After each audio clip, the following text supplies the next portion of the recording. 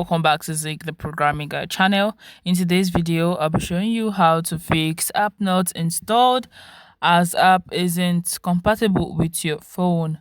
If you get this message where it says and it shows this message, it simply means that your phone is not compatible and the version of your Android is not compatible to the app. So, for example, maybe the app is compatible to use Android 15 or 16, and your phone is currently at Android 14, 13, 12.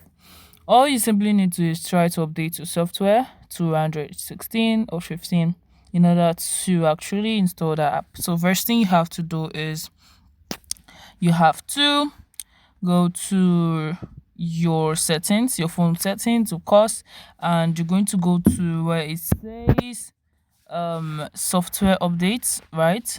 So scroll all the way down and you're going to see software update, and you're going to see where it says download and install, auto download and late update. So click on that and you're going to see the latest update you did and the Android version of it.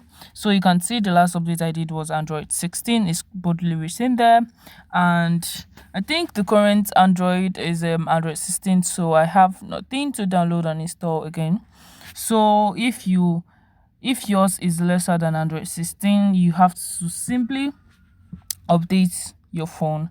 Or maybe sometimes what it means that your phone is not compatible, maybe the app is only meant for like Android 14 and your phone is currently at Android 16. It's not going to actually install even after updating your phone. So that's another thing. And another thing is you have to go to your files and try to check for the space, because sometimes your space might be full and it might just simply tell you it's not compatible.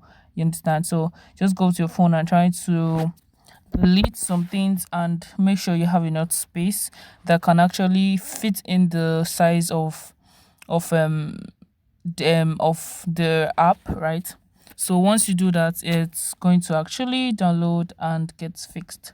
If you find this guide helpful, give it a thumbs up and equally subscribe to get more tips like this. Thanks for watching, guys. That's my next video. Bye.